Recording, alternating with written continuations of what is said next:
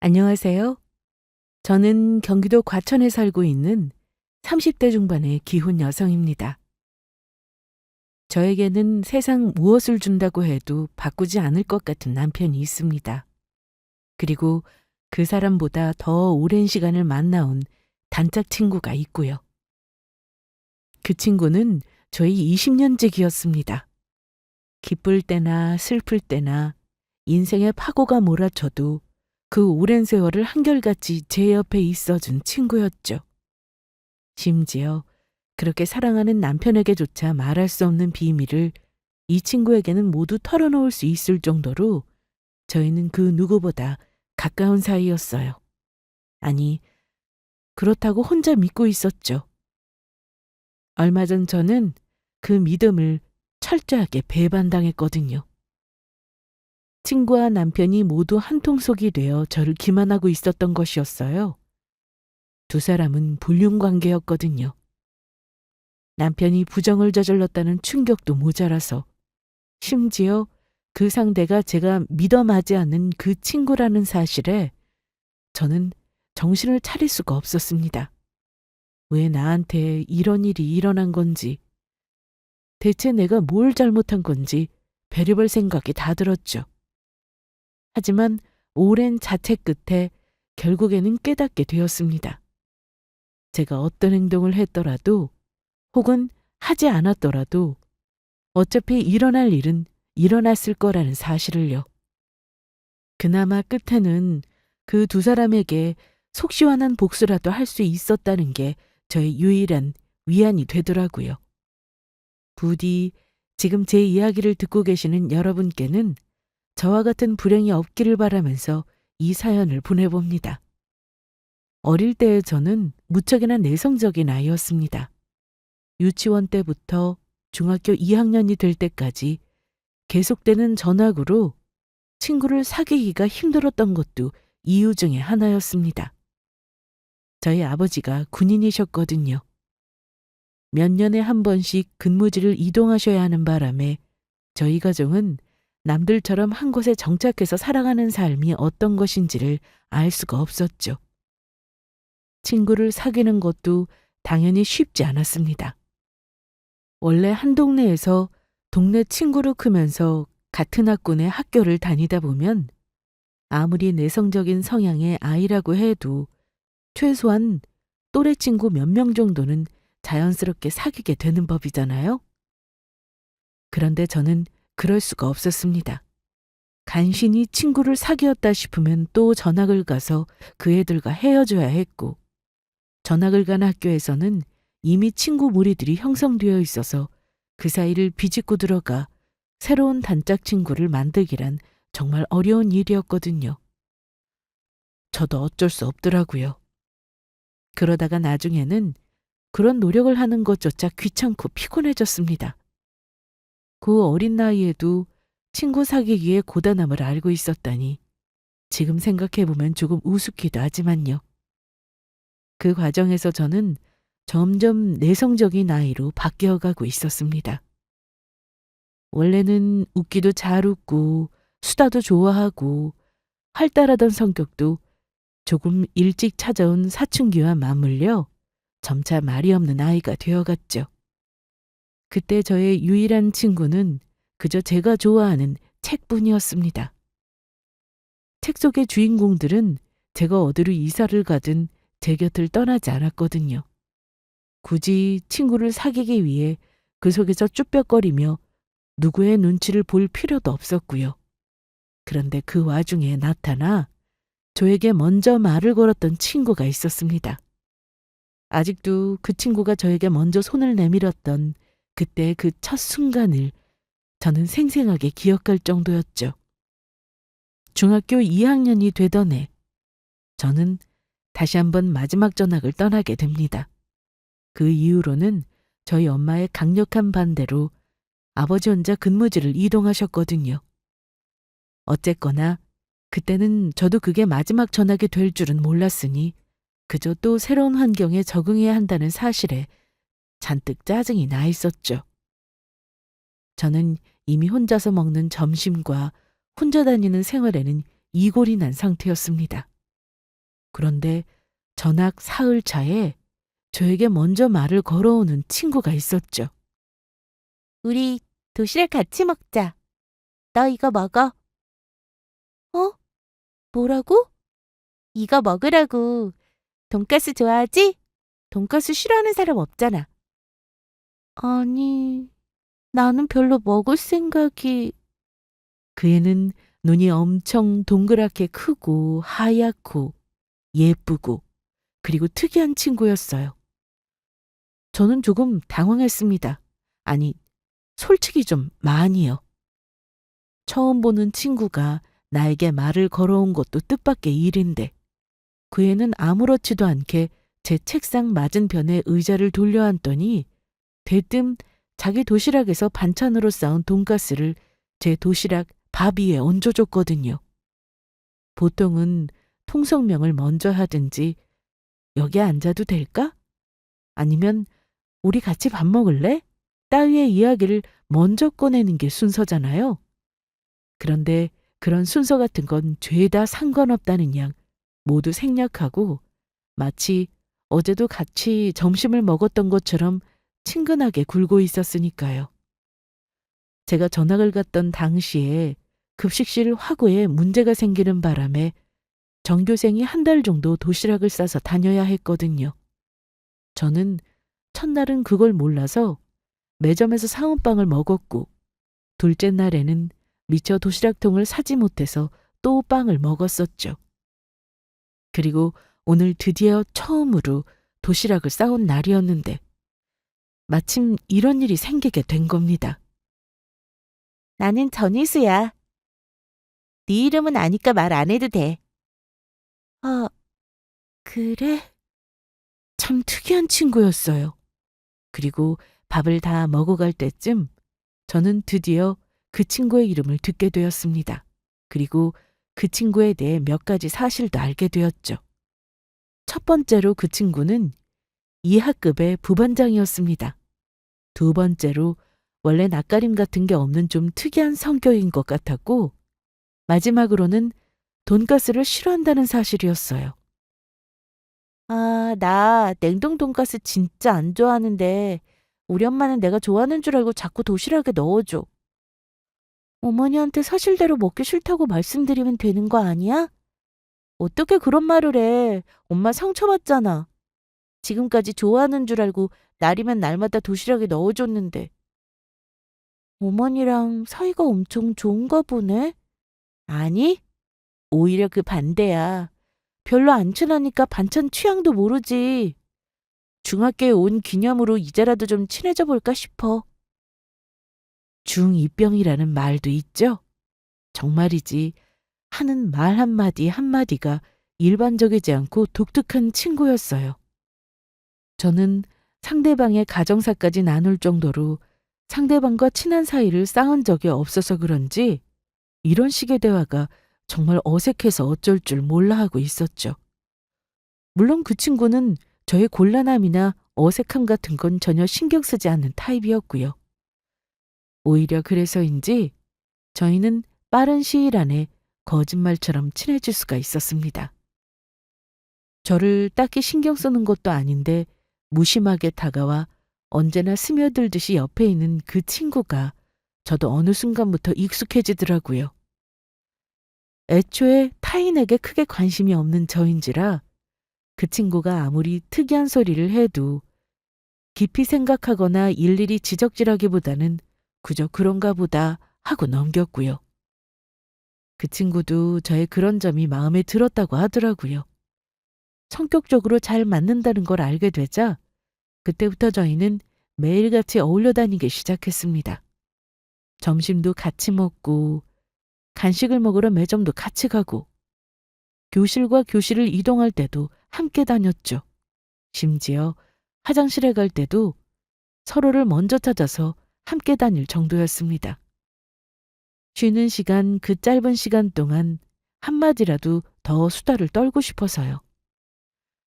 사춘기 그 예민한 시기에 만난 영혼의 단짝은 금세 서로가 서로에게 없어서는 안 될 분신 같은 존재가 되었습니다. 중학교를 졸업하고 다행히도 저희는 같은 고등학교에 진학했습니다. 고등학교 배경을 발표하던 날은 중간 기말고사를 치던 때보다 더 긴장이 되던 순간이었죠. 다른 곳에 갔다고 해도 멀어질 리가 없는 사이였지만 앞으로도 매일같이 학교 안에서 만날 수 있다고 생각을 하니 너무나 기뻤습니다. 분신처럼 닮았던 희수와 저는 그 이후의 여정도 크게 다르지 않았습니다.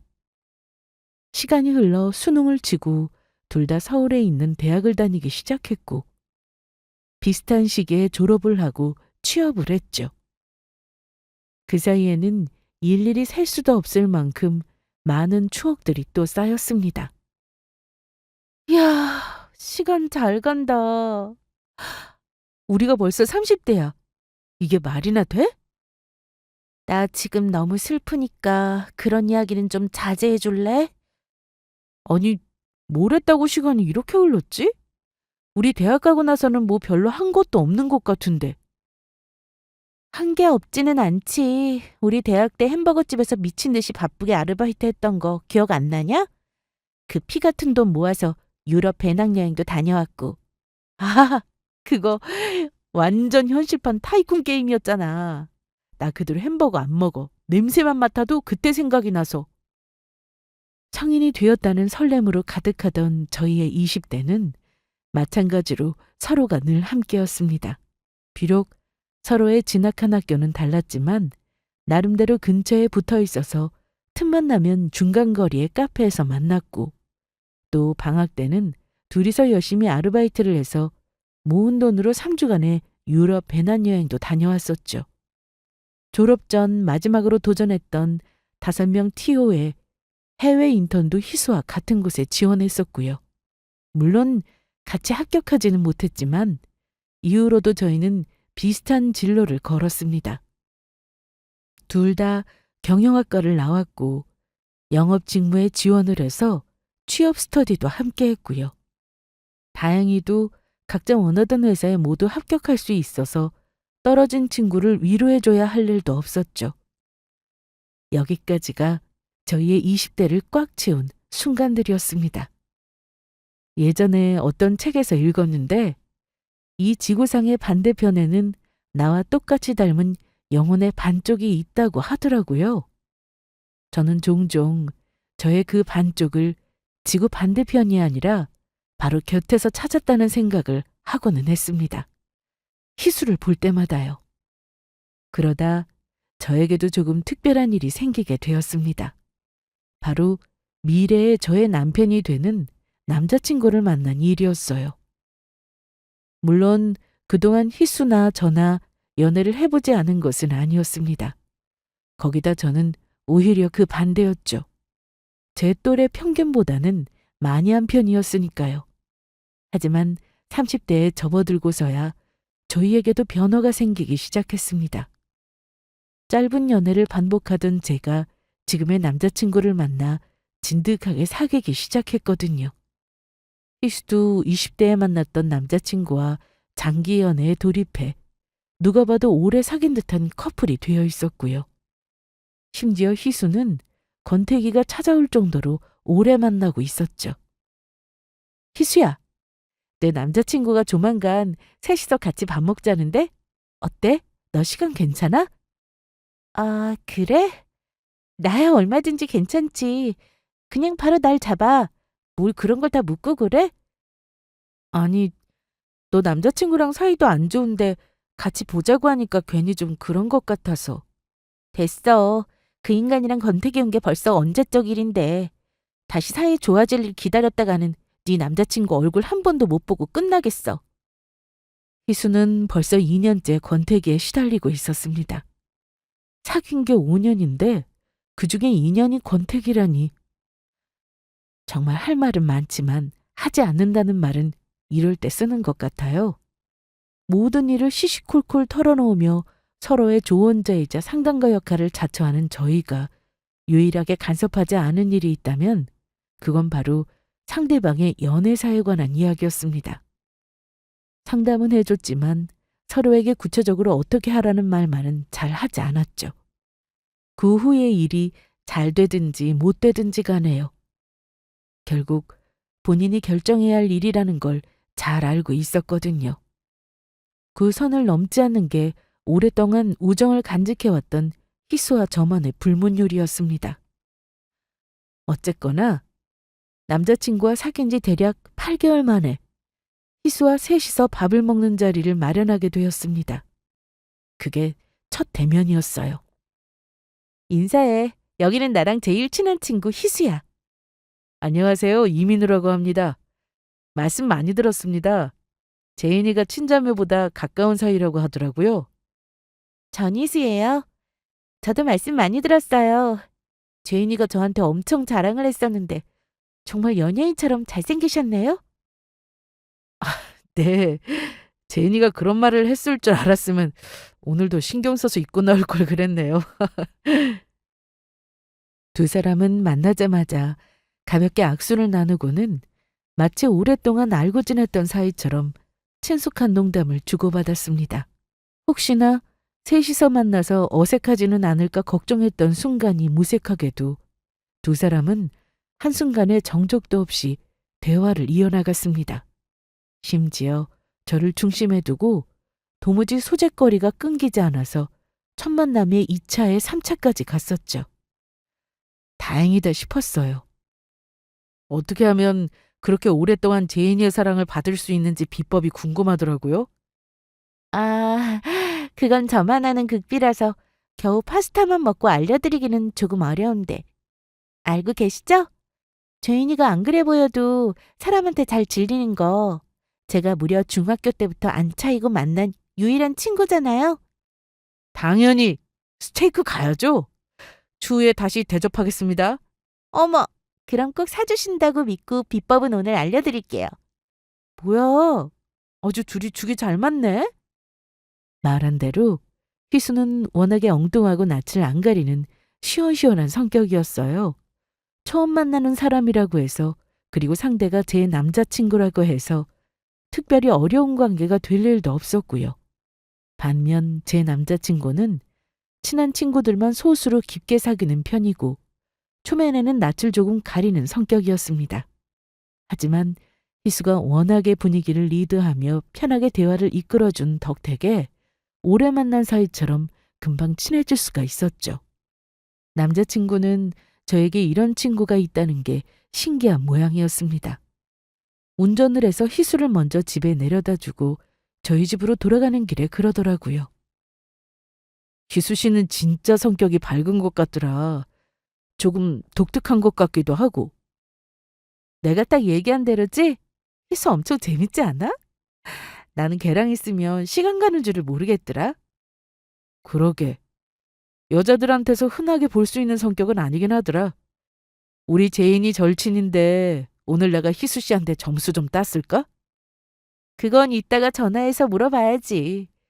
희수가 자기 마음에 안 든다고 당장 헤어지라고 하면 어떡하지? 내가 투뿔 한우 사드릴 테니까 제발 드시면서 한 번만 더 재고해달라고 매달려야지. 참고하라고 전해줄게. 남자친구는 희수가 무척이나 마음에 든 눈치였습니다.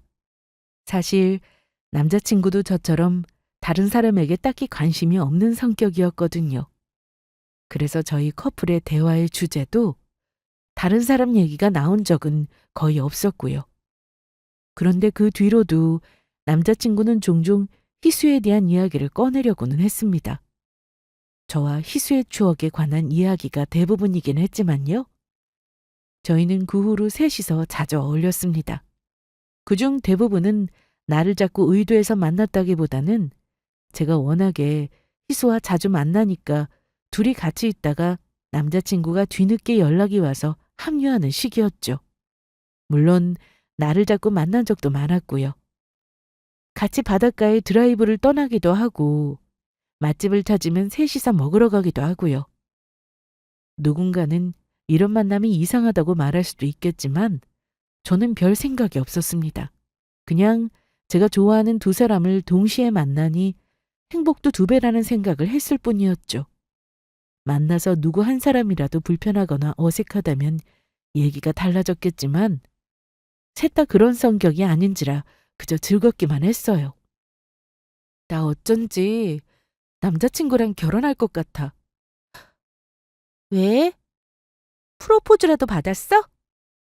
어느 날 문득 제가 꺼낸 말에 뜻밖에도 희수는 너무 깜짝 놀라더라고요. 이걸 받은 거라고 해야 하나? 그냥 지나가는 말에 농담처럼 얘기하더라고. 결혼하자고. 그래서? 할 생각이라고? 너 전 남자친구랑은 사이 좋았을 때도 결혼 생각은 꿈에도 없다고 단칼에 잘랐었잖아. 민우 씨는 뭐가 그렇게 다른데? 글쎄, 딱히 뭐가 다르냐고 물어보면 할 말이 없는데 그냥 이 사람이랑은 결혼할 것 같다는 생각이 들어. 만남은 너무 편해. 그동안의 연애와 지금의 남자친구가 다른 점을 꼽자면 가장 큰 건 바로 이 부분이었습니다. 밑도 끝도 없이 그냥 그럴 것 같다는 확신을 주는 점이요. 저를 편하게 해주는 것도, 키가 큰 것도, 잘생긴 것도, 매너가 좋은 것도, 우리가 잘 싸우지 않은 것도 모두 결혼의 이유들이 될 수는 있었죠. 하지만 제가 기꺼이 결혼을 결심하게 된 건 이런 느낌 때문이었습니다. 제가 고민에 빠져 있을 때 남자친구는 갈팡질팡하고 있는 저를 단단하게 붙들고는 언제나 확신에 찬 목소리로 단호하게 이야기하고는 했거든요. 넌 나랑 결혼하게 될 거고 우리는 무조건 행복하게 잘 살 거라고요. 처음에는 이게 무슨 근거 없는 자신감인가 싶었는데 하루 이틀도 아니고 그 말을 날마다 계속해서 듣다 보니까 어느 순간부터 저도 진짜 그런가? 우리가 결혼할 운명인가 싶게 되더라고요. 몇 년씩을 만나고도 남자가 확신을 주지 않아서 결혼을 미루는 커플이 허다하다는데 제 남자친구는 적어도 절대 그런 부류는 아니었죠. 오히려 너무 확신을 줘서 탈이었습니다. 결국 희수에게 그 말을 한 지 얼마 되지 않아 저는 제 말처럼 결혼식 날짜를 잡았고 이듬해에 결혼을 하게 되었어요. 그때도 희수는 언제나 저의 곁에 있어 주었습니다. 심지어 친자매보다 더 많은 일을 해줬죠. 결혼 준비를 하는 거의 모든 순간마다 희수가 함께 했거든요.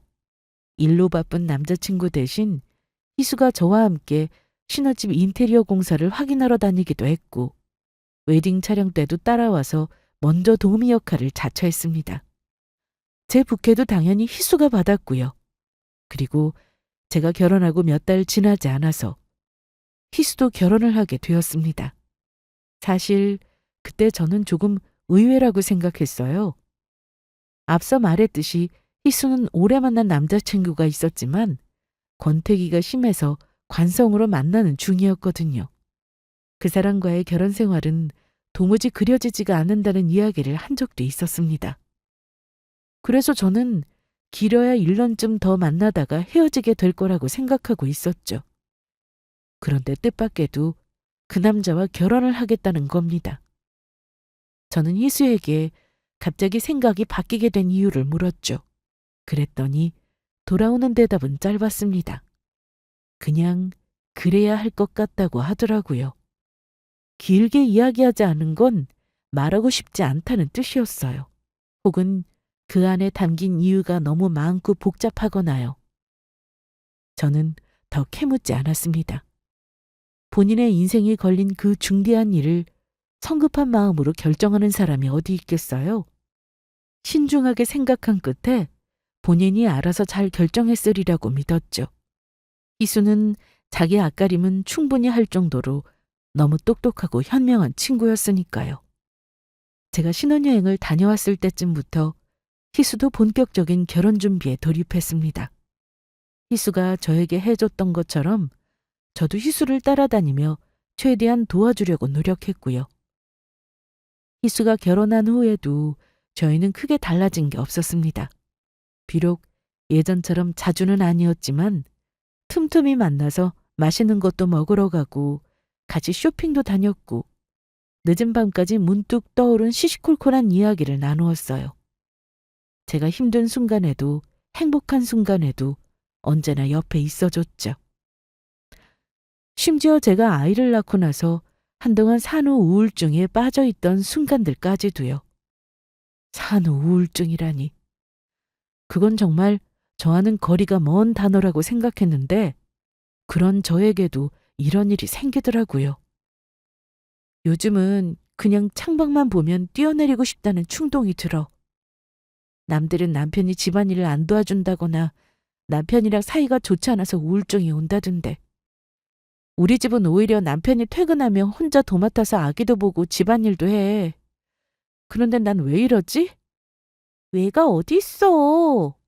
원래 호르몬이라는 게 그런 거야. 다른 사람들이야 어쨌건 그건 중요한 게 아니라고. 찾아보니까 의식적으로 사소하게 기분 좋은 일들을 계속해야지 더 빨리 극복할 수 있다더라. 생각난 김에 오늘 바람이나 쐬러 가자. 이따 내가 데리러 갈게. 너 귀찮게 뭐하러. 그리고 나도 별로 안 나가고 싶은데. 나 하나도 안 귀찮고 이럴 때일수록 너도 나가야 해. 무조건 가야 하니까 옷 입고 준비하고 있어? 이수는 그런 저를 위해서 안 해본 노력이 없다시피 할 정도였어요. 인터넷을 다 뒤져서 산후 우울증에 좋다는 명상법을 찾아서 보내주기도 했고 주말이면 저를 억지로라도 데리고 나가서 기분 전환을 시켜주기도 했죠. 제가 제일 좋아하는 향수나 최애 캐릭터가 그려진 양말 따위를 특별한 이유도 없이 선물로 사주기도 했고요. 남편도 저를 위해 애쓰기는 했지만 이렇게까지 제 마음을 잘 이해해주는 건 희수밖에 없었어요. 나는 너 없었으면 어떻게 살았을까? 아마 얄밉게 잘 살았겠지? 아니야. 인생에서 뭔가 10%쯤 빠진 느낌으로 살았을 것 같아. 뭐? 내가 10%밖에 안 된다고? 나는 50%라고 생각했었는데. 실망이 너무 크다. 실수. 말이 잘못 나왔네. 나는 60이라고 말하려고 했는데.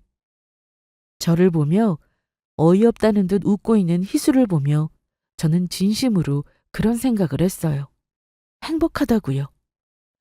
사랑하는 사람도 곁에 있고 사랑하는 친구도 곁에 있으니 이만하면 성공한 인생 아닌가 싶었죠. 단 한 가지, 희수는 저만큼 행복하지 못한 것 같아 그게 안타까웠지만요. 제가 희수에게 남편과의 사이를 물어보면 항상 몇 마디를 짧게 내뱉고 얼버무리고는 했거든요. 그러게 밝고 모든 호불호가 명확한 애가 유일하게 그렇지 못할 때가 있었습니다. 제 앞에서는 남편의 이야기도 잘 꺼내지 않았고요. 희수와 알고 지낸 세월이 벌써 20년이었습니다. 이제는 서로의 표정만 봐도 행복한지 그렇지 않은지 정도는 구분할 수 있었죠. 마음이 너무 아팠지만 방법이 없었어요. 제가 구해줄 수 있는 일이라고는 제가 힘들 때 희수가 도와줬던 것처럼 그저 함께 즐거운 시간을 보내주는 것뿐이었죠. 친구에게 하루빨리 좋은 날들이 찾아오기를 기도하면서요. 여보, 뭘 그렇게 보고 있어? 어? 아니야. 회사에서 잠깐 연락이 와서. 무슨 급한 일이길래 이 늦은 시간까지 연락을 해? 그 사람들은 퇴근도 안 했대? 그러게. 나 답장 좀 하고 올게. 그런데 결혼 생활에 더 빠른 위기가 찾아온 건 희순애가 아니라 오히려 저희 부부였습니다. 결혼 3년 차 어느 순간부터인가 남편은 부쩍 저에게 비밀이 많아진 듯한 모습을 보였거든요.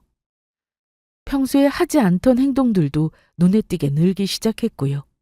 바로 지금 같은 모습이었습니다. 남편은 집에서도 핸드폰을 손에서 내려놓지를 않았고 분신처럼 늘 가지고 다녔습니다.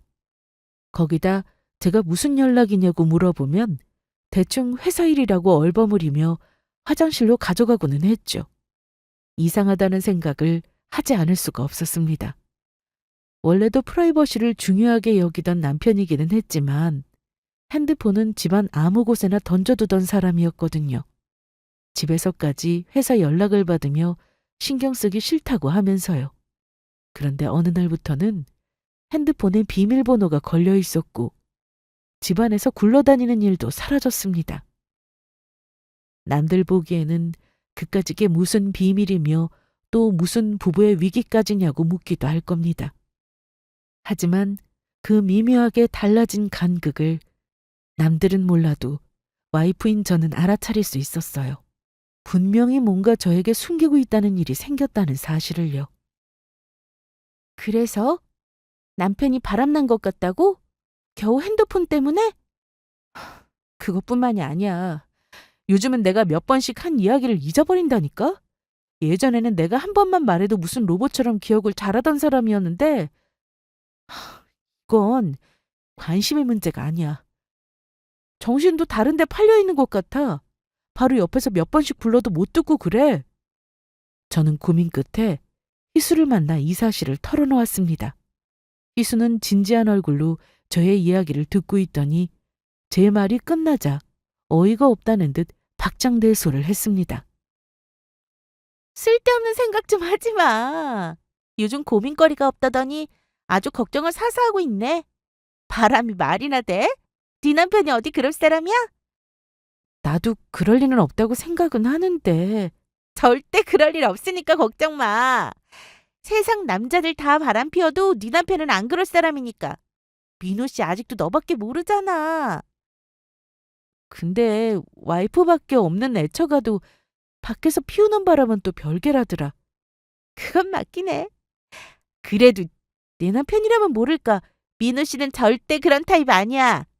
유전자에 바람기라고는 없는 사람이라고. 회사에 무슨 그냥 문제가 생겼나 보지. 그냥 모르는 척해. 너 신경 쓰게 하기 싫어서 그런 것 같은데? 진짜 그런 건가?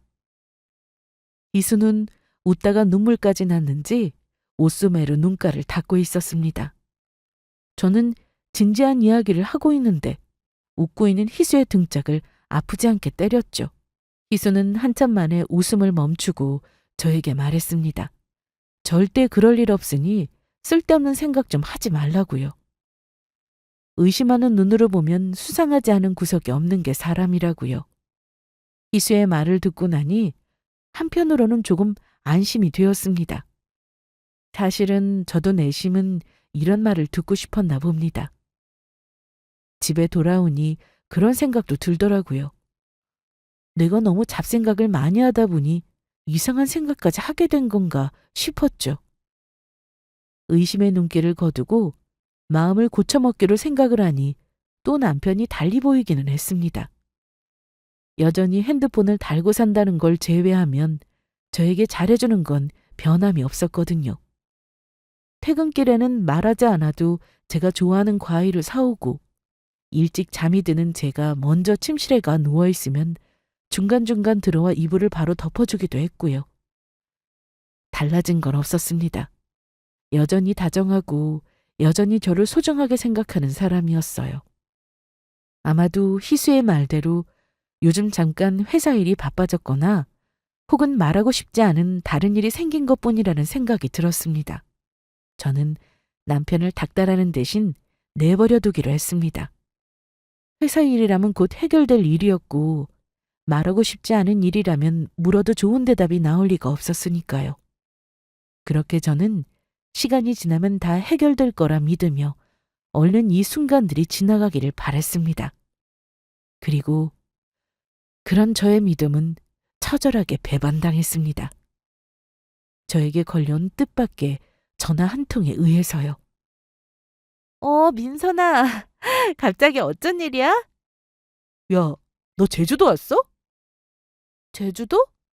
내가 그렇게 팔자 좋아 보여? 요즘 일이 바빠서 휴가 갈 틈도 없어. 갑자기 전화 온 친구는 대뜸 제주도냐고 묻더라고요. 뜬금없이 이게 무슨 소리인가 싶었죠. 생각해보니 얼마 전에 이 친구가 제주도로 여행을 갈 거라고 했던 게 생각이 나더라고요. 그래서 저는 되물었습니다. 왜? 나랑 닮은 사람이라도 봤어? 아니, 너가 아니라... 아, 이걸 어떻게 말해야 하는지... 뭔데? 무슨 일인데? 이렇게 말을 망설이는 애가 아닌데 민선이는 답지 않게 한참을 머뭇거리다가 저에게 조심스런 목소리로 말을 하기 시작했습니다. 너무 놀라지 말고 들으라고 하면서요. 혹시나 너랑 같이 왔나 싶어서 전화했는데 아닐 줄 알았어. 나 네 남편 봤어. 민우 씨. 여기 제주도에 와 있던데? 난 또 뭐라고. 내 남편 출장 중이야, 지금. 신나게 즐기고 있나 보네. 왜? 어디서 봤는데? 저는 그제서야 맥이 탁 풀려서 웃었습니다. 하도 진지하게 이야기하길래 무슨 큰일이라도 난 줄 알았죠. 그런데 친구의 말은 끝난 게 아니었습니다. 여기 호텔 라운지 바에서. 근데 어떤 여자랑 같이 앉아 있던데 둘이 사이가 좀 수상해 보이더라고. 여자? 수상해 보였다고? 어, 처음엔 그 여자 뒷모습만 보여서 긴가민가 했거든? 그런데 아무래도 내가 아는 사람 같은 거야, 그 여자가. 내가 사진 보내줄게. 이거 보고 얘기해. 친구가 사진을 보내주는 그 몇 초 사이에 저는 별의별 생각을 다 했습니다. 심장이 밖으로 튀어나올 것 같았죠. 저는 그 순간 최악의 상상까지 하고 있었어요. 남편의 바람이 사실이었던 걸까? 그동안 나를 속이고 있었던 걸까 하는 생각을요. 그런데 마침내 제 핸드폰으로 사진이 도착했다는 알림이 메신저를 열어 그 얼굴을 확인한 순간 저는 손에서 핸드폰을 놓치고 말았습니다. 핸드폰 너머로 민선이가 저를 부르는 소리가 들렸지만 한동안 아무 대답도 할 수가 없었어요. 사진 속에서 제 남편과 다정하게 허리를 두르고 있는 그 여자는 저도 아는 사람이었거든요. 바로 저의 20년 지기 절친인 희수였습니다. 심지어 불과 3시간 전에 통화했을 때까지만 해도 오늘 집안 행사가 있어서 시댁 모임에 가고 있다던 그 희수가요. 저는 간신히 심장을 진정시키고 다시 핸드폰을 집어들었습니다. 저 여자 희수 맞지?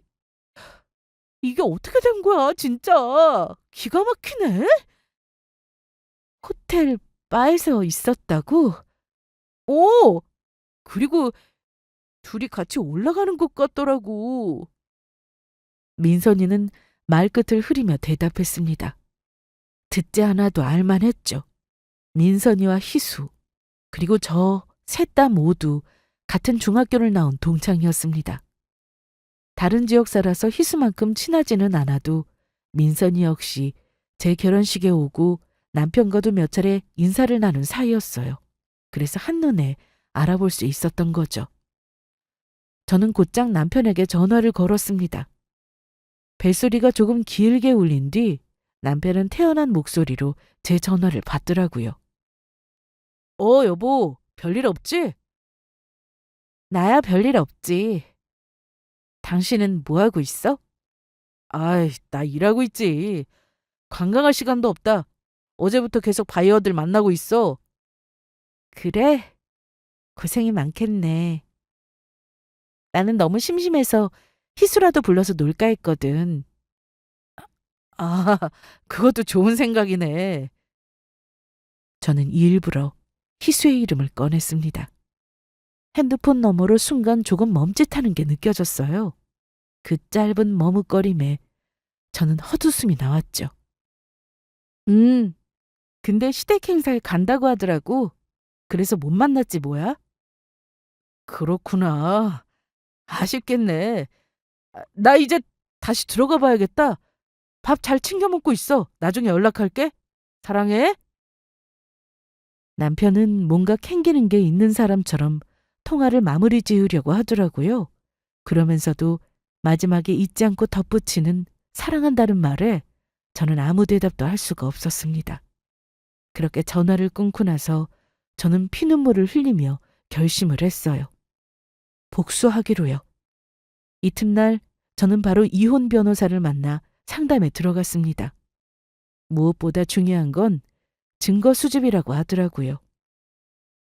남편이 출장해서 돌아오기까지는 아직 사흘이 더 남아 있었습니다. 저는 그 사이에 모든 증거를 다 털어내기로 했어요.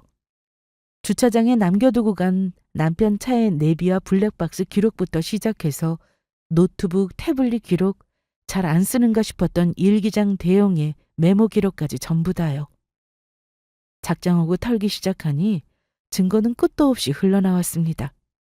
왜 한 집에 살고 있는 제가 이걸 미처 모르고 있었는지 저조차도 어이가 없을 만큼요. 그렇게 제가 알게 된 현실은 처참했습니다. 두 사람은 제가 결혼하기 전부터 만나오고 있었던 겁니다. 정확하게 바람을 피우기 시작한 시점은 알 수 없었지만 적어도 결혼하기 1년 전부터는 시작된 관계 같았죠. 희수는 당시에 본인의 남자친구와 헤어지고 제 남자친구와 만나고 싶어 했습니다. 하지만 제 남자친구가 저와 헤어질 생각은 없었기에 두 사람의 관계는 계속 환승이 아닌 바람으로만 남게 되었던 겁니다. 그때도 저는 아무것도 모르고 있었죠. 아무것도 모르면서 그저 내가 사랑하는 연인과 내가 제일 좋아하는 친구와 함께 시간을 보내서 좋다는 생각만 하고 있을 때였어요. 정말 멍청하기 짝이 없었죠. 노트북 비밀번호를 맞춰 메신저 기록을 열어보니 제 뒤에서 저 몰래 두 사람이 만난 순간은 셀 수 없이 많았습니다. 나중에는 제가 희수를 만난 것보다 남편이 희수를 만난 횟수가 더 많을 정도였죠. 저에게는 야근 출장이라고 말하던 두 사람이 그 순간마다 둘만의 시간을 보내고 있었더라고요. 사랑한다는 말은 저만의 것이 아니었습니다. 메신저 대화를 보면 누가 봐도 남편과 희수가 마치 부부 사이 같았어요. 저와는 주로 귀찮다며 전화통화를 했던 남편이었기에 저는 그 사람이 대화창에서 이렇게나 다정한 말투를 쓴다는 사실조차 새삼스럽게 느껴졌습니다. 비가 거꾸로 솟는다는 말은 이럴 때 쓰는 걸까요? 저는 온몸에 비가 거꾸로 흐르는 듯한 심정이었습니다. 그리고 두 사람의 대화창에 있는 디데이 기록을 확인했을 때 저는 비로소 눈치챌 수 있었습니다. 제주도 출장이 저 두 인간들의 불륜 기념일이라는 사실을요. 그러니까 둘은 제주도로 기념일 여행을 떠났던 겁니다. 정말 기도 차지 않더라고요. 심지어 희수의 메신저 프로필은 제가 못 보던 사진이었습니다. 제 남편과 함께 찍은 사진이더라고요. 멀티 프로필 설정을 해서 둘만 볼 수 있는 사진이었죠. 그 프로필 사진 속의 희수는 남편의 볼에 뽀뽀를 하면서 환하게 미소 짓고 있었습니다. 그 사진을 보자마자 저는 참았던 눈물을 터뜨렸습니다. 남편은 그렇다 치고 희수와는 20년이었어요. 1년, 2년도 아니고 무려 20년이라는 그 긴 세월이 어떻게 이런 처참한 결말로 끝날 수가 있는 건지 믿을 수가 없었습니다. 도대체 뭐가 그렇게 좋았기에, 아니면 내가 희수에게 무슨 잘못을 했기에 이런 짓을 저지른 건지 묻고 싶었어요.